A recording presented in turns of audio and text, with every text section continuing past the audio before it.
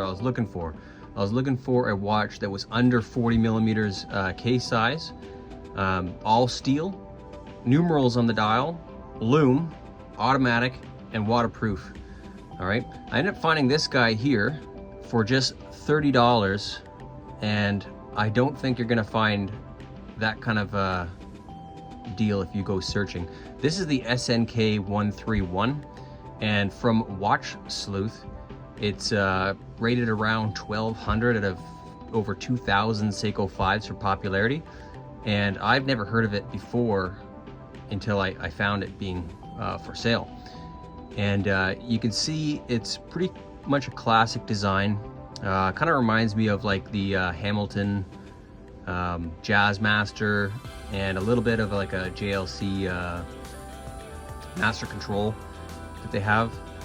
But it's obviously like a design that's been used before, but it's also uniquely a Seiko design.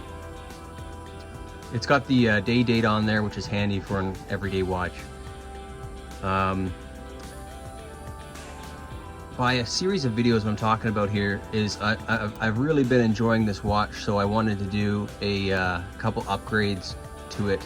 The bracelet is one, and that's a common thing for Seiko 5s to do, to Seiko 5 owners to change the bracelets, although it's difficult because you have to find the correct lugs and stuff. And the other one is going to be some water testing on this thing, and then if this crystal gets scratched, I want to replace it with a proper sapphire crystal. I'm not a big fan of Hardlex crystals, although this one so far is unscratched, which is pretty amazing because like I said, I'm not 100% certain on the water resistance of this. So when I had first got it, I was actually at a like a party, a pool party, and I had taken it off and I put it on the banister, and someone had knocked it off, and it fell about 12 feet onto rocks below. And if you look right here, you're gonna see some chips right there. That's the only thing that happened to this watch. It obviously didn't land on the crystal, because I believe it would be scratched, because the Hardlex crystal isn't that great in my mind. But as far as it's running, it's still running about 14 seconds a day, so I don't think it had much effect on the movement, which is pretty outstanding. Like that's why G-Shocks were invented, for that kind of a fall, and this thing just took it like a champ, really. The bracelet. This is not the original bracelet.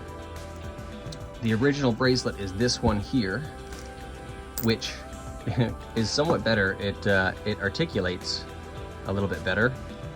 But all these Seiko 5 bracelets, they got these folded bracelets here that aren't very enjoyable. This one's the same thing. But the original bracelet, it flares out at the end here, and you can see that's kind of what they're going for. But I didn't like that look. I wanted to have the lugs there. So I put it on this bracelet, which I had laying around. It came off of a snk131 that I had when I first started watch collecting. That's a Seiko 5. And I think it looks better on this bracelet, but of course, it's still not a great bracelet because it's got the folded. In fact, this one was actually more comfortable than this current one, but I think this current one looks better with the case. Yeah, the SNKL29 there, when I first had that watch, I thought all Seiko 5s were waterproof, and I was actually wore it at a water park, going down water slides and all that stuff, and nothing happened. It was fine. There's no leaks in it. And then I found out afterwards that some Seiko 5s are only rated to 30 meters, which I believe this one's also rated to 30 meters. So I'm gonna test that out and see if it fares just as well as this SNKL29 did. I'm hoping it does, because if I can swim with this watch on, then it makes this the perfect, in my mind, everyday watch, especially for the price. Even if you were to buy this for $150, it's still a great deal, I think. Okay, so I'm just gonna go over some specs on this watch in case you're interested in owning one too. The dial itself is a white dial, but it's also has a silverish tone to it. If you look at the watch straight on, it comes off more silver, and to the sides there, it comes off as like a stark white. So it's pretty interesting in that way. The lume's good. I don't know if I'll do a lume shot on this video, but lume's good. Sizes here. Okay, 37 millimeter case size, and lug to lug is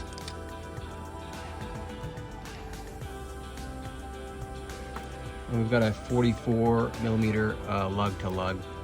Okay, the inside lug dimensions there are 18, and let's do a thickness test here. It is a little bit thick, but these watches that are built this way, they kind of hide that watch depth inside your wrist when you're wearing it. Kind of sinks down a little bit. Let's just do it quick here. So we're getting 11.6 for thickness on that watch there. Okay, now I'll put it on the wrist. See, you guys can see what it looks like on the wrist. There we go. So my wrist is about 6.75 inches. And I think it looks great, wears well. I think it'll wear well between like a 6.25 all the way to a 7, maybe just slightly over 7-inch wrist, just fine. The one of the first upgrades I really want to do to this watch is going to be replacing this bracelet. If I was to replace it with an 18 millimeter Jubilee, easy, because as long as these two center parts are the exact same dimension, and on 18 millimeter bracelets it seems to be, I've done this like 4 times with different Jubilees, and they all fit inside these end links. But I really want to go for like the oyster style bracelet. So I'm gonna go down that road and see if I can get anything that fits. I'm gonna be looking on AliExpress, because the bracelets that they have at AliExpress are actually really good for the money. And I'm gonna try and find an oyster style one, 18 millimeters, with an adjustable clasp, like one that's got on the fly adjustments, not just these little push pin ones. And then that will be the next video, probably on the bracelet upgrade, or the next video will be on its waterproofness. So if you're interested in seeing more of this Seiko 5 snk131 and seeing it get upgraded, or seeing its water depth tests, just hit the subscribe button there and to see more videos on it. Let me know what you think.